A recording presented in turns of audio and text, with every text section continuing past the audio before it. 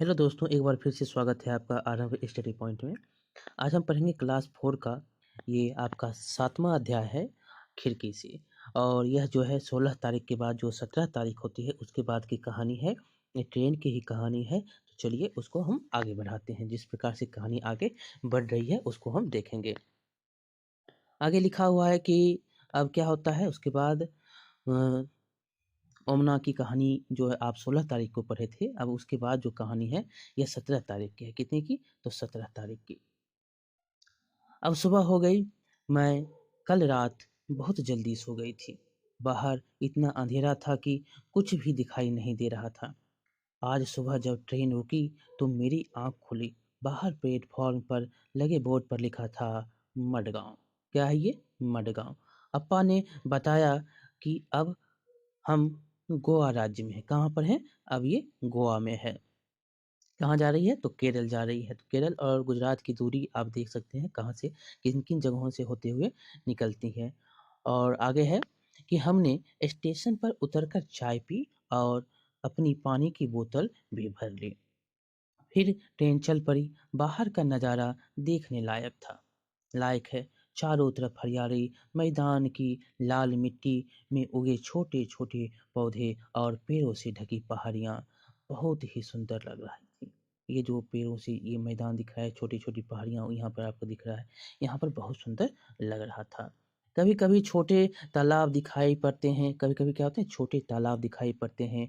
बहुत दूर पहाड़ियों के बीच पानी दिखाई दे रहा है। मुझे पता नहीं वहाँ नदी है या समुद्र। हवा ठंडी है, अहमदाबाद की तरह गर्म नहीं। अहमदाबाद में क्या होती है? गर्म हवा। वहाँ पर धूप जो है बहुत बाद और बहुत जो है बाद डूबती है। सूर्य की जो है यहाँ पर सबसे बाद सूर्य जो है कहाँ पर अस्त होता है? तो गुजरात में। आगे हम पढ़ेंगे। ट्रेन में अभी-अभी एक रेलवे फाटक से गुजरी। जो है ट्रेन अभी एक रेलवे फाटक जो यहाँ पर दिखाया जा रहा है, ये रेलवे फाटक से वो गुजरी।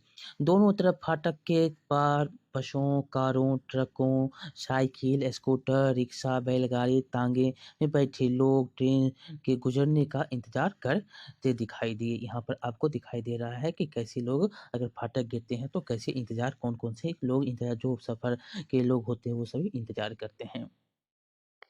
अगर कुछ लोग तो अपनी गाड़ियों के इंजन बंद भी नहीं करते। रेलवे फाटक पर कितना धुआं, कितना शोर होता है, ज़्यादा शोर होता है। जो कुछ होते हैं जो अपने गाड़ी के इंजन हैं उनको नहीं बंद करते हैं। इससे क्या होता है? धुआं और ज़्यादा शोर आपको दिख सुनाई पड़ता है।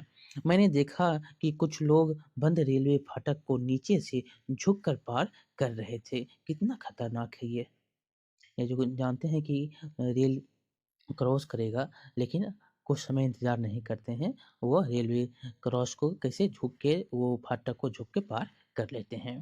तो ये क्या होता है? खतरनाक होता है। इससे जान भी जा सकती है, जाती भी है अगर ध्यान नहीं देंगे तो।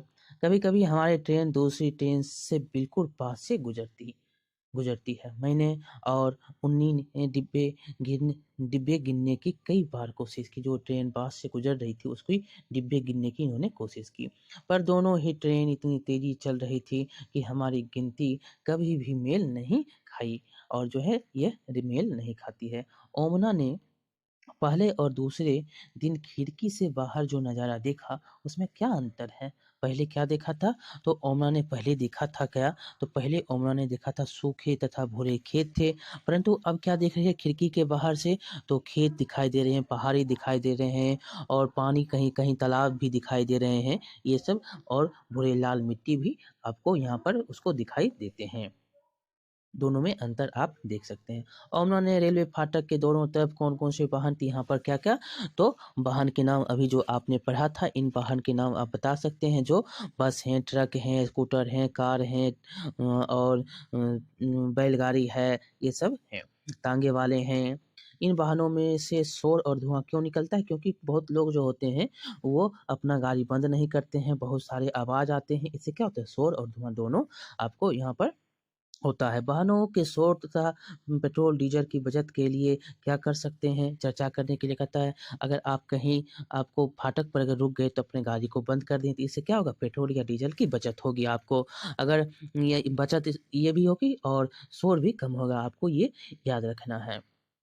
चर्चा करो फिर है चर्चा करो। कुछ लोग रेलवे फाटक तब भी पार करते हैं जब वह बंद होता है। तुम इसके बारे में, अगर रेलवे फाटक आप करते हैं, अगर पार करते हैं, अगर वो बंद है, तो नुकसान आपके लिए होगा, क्योंकि अगर कहीं एकाएक ट्रेन आपके उस फाटक को पार करने के वक़्त ही आ जाए, तो क्या होगी? आपकी जान भी जा सकती है। तो इस प्रकार आप ये कह सकते हैं कि हम थोड़ा इंतज़ार कर लें और गाड़ी जब चली जाएगी तब हम जाएँगे। तो क्या होगा? इतने जो हम खतरनाक रूप से पार करने की कोशिश कर रहे हैं, ये हमारी जान भी बच जाएगी और जो है रेल भी क्रॉस कर जाएगा। तो इस प्रकार हम समझ सकते हैं, रेलगाड़ी अगर क्रॉस कर रही है, फाटक लगे हुए हैं, तो हम थोड़ा इंतज़ार कर लें। फिर है 17 तारीख के, अब यहाँ पर टाइम भी दिखाया जा रहा है, 8:30 बज रहे हैं। मैं खिड़की के पास आँखें बंद कर किए बैठी थी, अचानक ट्रेन के चलने की आवाज़ बदल गई। खर, खर, खर, खर, खर। मैंने आँखें खोली, अंदाज़ा लगाओ मैंने क्या देखा। यहाँ पर बताया गया है कि जब वह आगे बढ़ी तो उनको खर, खर, खर, खर की आवाज़ सुनाई दी। अब जो है ट्रेन जो है पुल पर से गुज़र रही है, इसीलिए क्या आवाज़ हो रहा है? खर, खर, खर, खर। आगे हमारी ट्रेन नदी के ऊपर बने पुल पर से जा रही थी। क्या? तो वो पुल जो बना हुआ था उससे वो गुज़र रही थी, इसीलिए उसका आवाज़ बदल गया था। कितना बड़ा था पुल यह! जो ये बहुत बड़ा पुल था, कितना बड़ा था वह पुल। पुल पर से जाते हुए ट्रेन के पहियों की आवाज़ भी कितनी अलग होती है। मैंने खिड़की से नीचे झाँका तो मुझे बहुत डर लगा। पटरी के नीचे ज़मीन तो थी ही नहीं, केवल पानी ही पानी। अगर पानी पे चलता है तो उसका बेस बना रहता है, तो वो आवाज़ नहीं करता है, लेकिन पुल से वो जाता है तो क्या होता है, उसका नीचे का बेस नहीं होता है, जिसके कारण जो है लोहे की आवाज़ और जो पुल की आवाज़ जो है दोनों में क्या होता है, वाइब्रेट करता है और वह आवाज़ फड़फड़ाने लगता है। नदी में कुछ नावें दिखाई दे रही थी और किनारे पर कुछ मछुआरे। मैंने उन्हें हाथ हिलाकर इशारा किया, पता नहीं वे मुझे देख भी पाए या नहीं। ये सब जो है लिख रही है अपने डायरी में। आगे है कि ट्रेन के पुल के पास साथ-साथ दूसरे वाहनों के लिए भी एक पुल जो है बना हुआ था। वह इस पुल से अलग तरह से बना हुआ था। मुझे लगा कि हमारे जैसे पुल के ऊपर से जाने में जो है मज़ा है। आगे पढ़ेंगे, क्या तुमने पुल में, यहाँ लिखा हुआ है, क्या तुमने पुल देखे हैं? पुल आपने देखा होगा, बहुत सारे पुल, पटना के पुल हो गए, आप जहाँ भी जाते हैं पुल आपको देखने को मिलते हैं, जो नदी पर बने होते हैं, इस पार से उस पार आपको आसानी से जाने में सहूलियत होती है। क्या तुम कभी किसी पुल पर से गुज़रे हो? तो आप यहाँ पर कह सकते हैं पुल किस पर बना होता है? तो नदी पे या यहाँ पर गंगा पे या गंडक पे, ये पानी पे बना होता है। तुम्हें पुल के नीचे क्या दिखाई दिया? तो नाव दिखाई देते हैं, मछुआरे दिखाई देते हैं। अगर आप घाट पे जाएँगे तो बच्चे लोग जो भी होते हैं स्नान करने के लिए भी आते हैं। पता करो पुल क्यों बनाए जाते हैं? क्योंकि आवाजाही की जो है साधन हो और आसान हो जाए। ठीक, पिछले कुछ घंटे बहुत ही मज़ेदार रहे। नाश्ता करने के बाद मैं अपने बर्थ पर लेटकर कॉमिक पढ़ने लगी। यहाँ पर बच्चे की जो हो रही है क्या, तो बच्चे अपनी जो सफ़र कर रहे हैं वो सभी डायरी में लिख रहे हैं। ओम नायर के द्वारा ये कहानी की जो है सिलसिला आगे बढ़ाई जा रही है। आपको इस प्रकार से ये सब समझना है। बाहर बहुत तेज़ धूप खिली थी, अचानक बिल्कुल अंधेरा हो गया। अब देखिए बहुत ही अंधेरा हो जाता है अचानक। थोड़ी ठंड भी लगने लगी, मैं बहुत डर गई। कुछ ही देर बाद ट्रेन के अंदर की बत्तियां जल उठी, पर बाहर बिल्कुल धूप अंधेरा था, बहुत ही अंधेरा था और बत्ती क्या होती है, जल जाती है। किसी ने बताया हम सुरंग से गुजर रहे हैं। इसके भी ये नाम याद रखना है आपको, यहाँ से भी क्वेश्चन पूछे गए हैं। पहाड़ को काटकर बनी सुरंग, पहाड़ को काटकर क्या बनता है, सुरंग बनता है। ऐसा लग रहा था जैसे सुरंग खत्म ही नहीं होगी। जैसे अचानक अंधेरा हुआ था, उससे ही पहले ही तरफ भरपूर रोशनी हो गई। अब जो है सुरंग से बाहर ट्रेन निकल चुकी थी। रोशनी और हरियाली थी। ट्रेन सुरंग से बाहर निकल चुकी थी। अप्पा ने बताया कि हम पहाड़ के दूसरी तरफ पहुंच गए हैं। अब जो है वो पहाड़ के दूसरी तरफ आ गई थी। आगे है तब से अब तक हम 4 और छोटी सुरंगों से गुजर चुके थे। कितने सुरंग से गुजरे हैं? 4। ये भी याद रखना है आपको। जब मैं सुरंग के बारे में जान चुकी हूँ, मुझे डर नहीं लगता बल्कि मज़ा आता है। जब किसी चीज़ के बारे में अगर कोई नहीं जानता है तब उसको डर लगता है, लेकिन जान जाता है तो उसको डर नहीं लगता है, वो उसके मुताबिक अपने काम करने लगते हैं, उसको मज़ा आने लगा। क्या तुम कभी सुरंग से गुजरे हो? तुम्हें कैसा लगा हो? यहाँ पर आप बता सकते हैं। अगर सुरंग से गुजरे हैं तो मज़ा आता है। सुरंग को देखकर कैसे बनाया जाता जाता है, कैसी वो सुरंग होते हैं, ये आप देखेंगे तो आपको रोचक लगेंगे। आगे है गोवा से केरल तक के, यहाँ ये क्वेश्चन आपसे पूछा गया है, ये आप याद रखेंगे क्योंकि यहाँ से 1-2 बार क्वेश्चन पूछे जा चुके हैं। गोवा से केरल तक के रास्ते में 92 सुरंग और 2000 पुल हैं। कितने हैं? तो गोवा से लेकर केरल तक के रास्ते में कितने सुरंग? तो 92 और 2000 पुल हैं। याद रखना है, यहाँ से क्वेश्चन पूछे गए हैं, इसलिए आपको हम बार-बार बोल रहे हैं। तुम क्या सोचते हो इतनी सुरंगें और पुलों के होने के कारण जो है क्या हो सकते हैं? इतने जो पुल हैं, इतनी जो सुरंगें हैं, होने के क्या कारण हो सकते हैं? आप जानते हैं कि जो दूरी के रास्ते हैं, उसको कम करने के लिए सुरंग बनाए जाते हैं। पुल बनाए जाते हैं नदी पे, नदी को पार करने के लिए, ताकि आसानी से हम इस पार से उस पार जा सकें। ओमना ने पुल के नीचे जो नज़ारा देखा, उसका चित्र बनाने के लिए क्या कर देखा था? तो नाव देखा था, वहाँ पर मछुआरे को देखा था, ये आप बना सकते हैं। कल्पना करो अगर सुरंग और पुल ना हो तो ओमना की ट्रेनें पहाड़ और नदियाँ कैसे पार करती? तो ये कैसे होता अगर नहीं होते तो वो नदी के द्वारा जो है वो पार करते, उसको जाने में बहुत दिक्कत होते। ये सब आप बता सकते हैं। ठीक? आगे है, अब दोपहर हो गई। अब क्या हो गया? 17 मई है, अब दोपहर हो गई। हमने उडुपी स्टेशन से जो गरमा-गरम इडली वड़ा खरीदा था, उसे खाया। अब ये जो यहाँ पर रखेंगे, याद कहाँ से खरीदा था? उडुपी से। वहाँ से हमने केले भी खरीदे थे। वे थे तो बहुत छोटे-छोटे पर थे स्वादिष्ट। बाहर का नज़ारा फिर बदल गया। अब हम हरे खेत और बहुत सारे नारियल के पेड़ देख पा रहे थे। हरे खेत और बहुत सारे नारियल का पेड़ अब देखने लगा था। अम्मा ने बताया कि यहाँ चावल की खेती होती है। बाहर सब कुछ अलग दिखाई दे रहा था। यहाँ के गांव और यहाँ जो बने हुए घर थे वो भी सब अलग दिखाई दे रहे थे। जानती हो, यहाँ के लोगों का पहनावा भी अहमदाबाद के लोगों से अलग है। यहाँ के जो लोग हैं ये अहमदाबाद के जो लोग थे वहाँ से उससे अलग होता है। ज़्यादातर लोग सफ़ेद या क्रीम रंग की सूती धोती और साड़ियाँ पहनते हैं। ये जो है केरल के साइड जाएँगे तो ये उसका जो है पहनावा है। अहमदाबाद से हमारे साथ चले बहुत से लोग बीच के स्टेशन पर उतर गए। कुछ और लोग चढ़े भी, कुछ लोग उतर जाते हैं, कुछ लोग चढ़ते भी हैं। शाम 6 बजे शाम जो है 6 बजे तक कोझिकोड पहुँचे। कहाँ पहुँचे?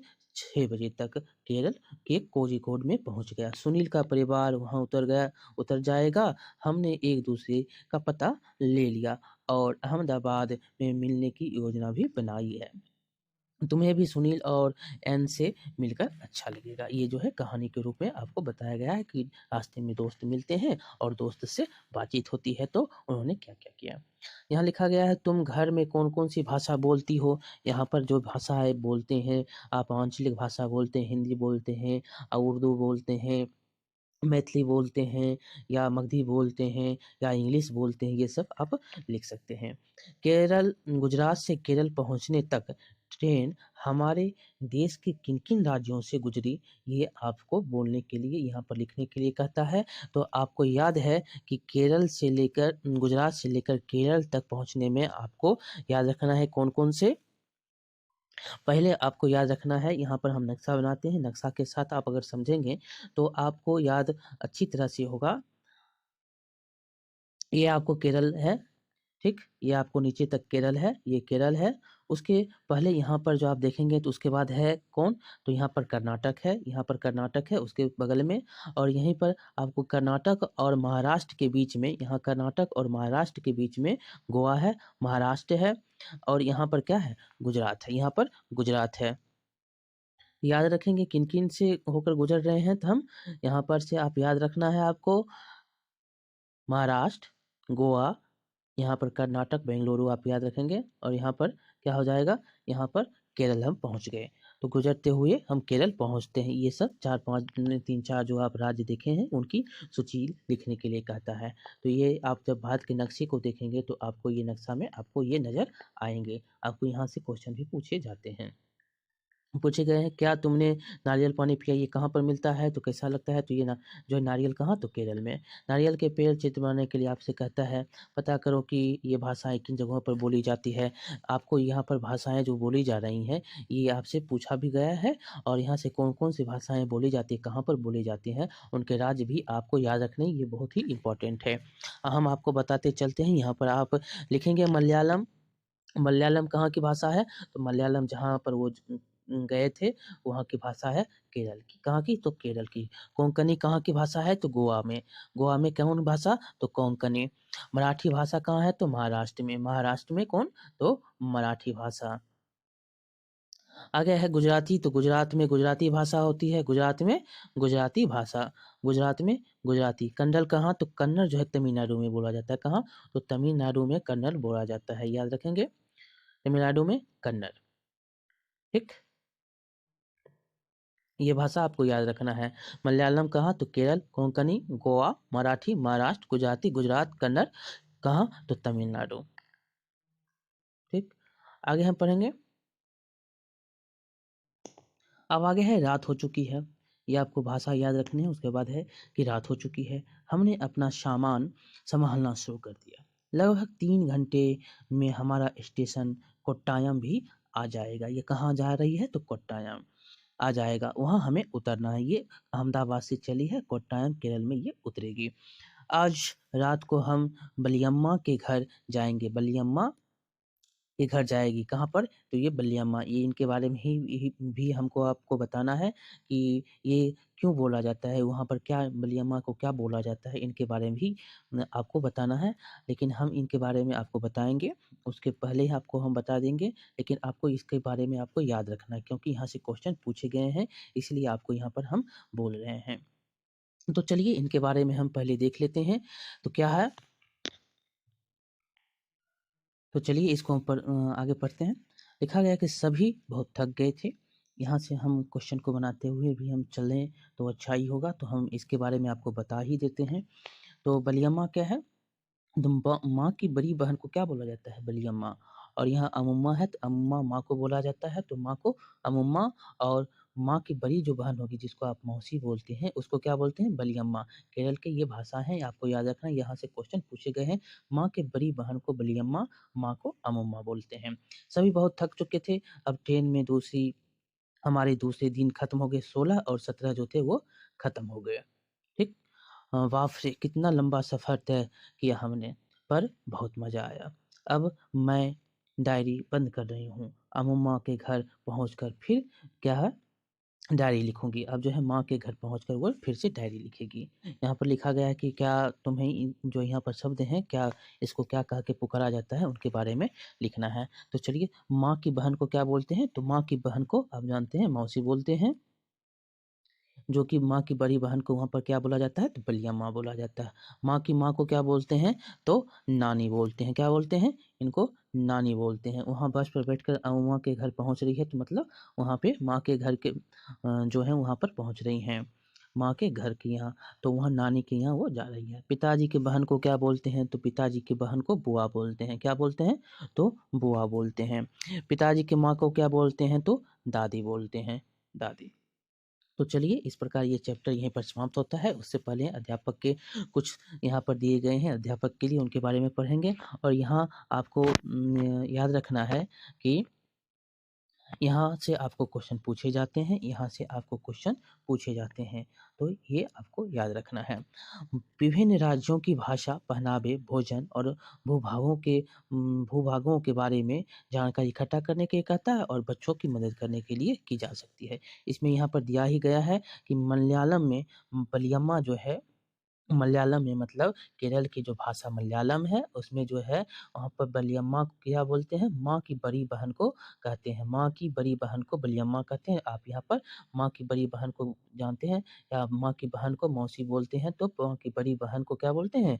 मौसी जो कहेंगे उनको वो क्या होंगे? बलियम्मा होंगे। माँ की बड़ी बहन को क्या बोला जाता है? तो बलियम्मा।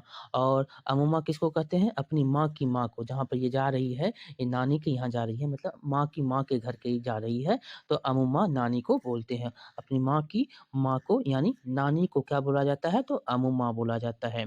माँ की जो हैं वो नानी होंगे, उनके नानी होंगे किसके? तो यहाँ पर पढ़ रहे थे इनके बारे में। तो चलिए आज जो यहाँ पर पढ़े हैं ये चैप्टर की आज हमने अध्ययन किया है, यहाँ से आपको वो एक ही याद रखना है, माँ की बड़ी बहन को क्या कहा जाता है? बलियम्मा। मलयालम भाषा में अम्मा किसको कहते हैं? माँ को नानी को कहा जाता है। और यहाँ से जो भी क्वेश्चन पूछे गए हैं, जो कि आपको केरल और गुजरात जो यहाँ पर दिखाया गया है क्या, तो रास्ते में कितने सुरंग मिले, कितने पुल मिले, ये आपको याद रखने हैं। और यहाँ पर आपको याद रखना है कौन-सी कहाँ पर भाषा बोली जा रही है, कोंकणी कहाँ पर है, मराठी कहाँ की भाषा है। नारियल कहाँ ज़्यादा मिलते हैं, ये सब आपको ओमना जो जो भी डायरी में लिखे हैं उनके बारे में आपको लिखना है। देखिए गोवा से केरल तक में रास्ते में कितने सुरंग हैं, 92 सुरंग, 2000 पुल हैं, इन सब के बारे में आपको लिखना है, याद करना है, याद रखना है, ताकि यहाँ से क्वेश्चन आपको छूटे नहीं। तो चलिए मिलते हैं अगले वीडियो में, तब तक के लिए बहुत-बहुत धन्यवाद। तब तक के आप क्या करिएगा, लाइक करिएगा, शेयर करिएगा और सब्सक्राइब करिएगा। बहुत-बहुत धन्यवाद।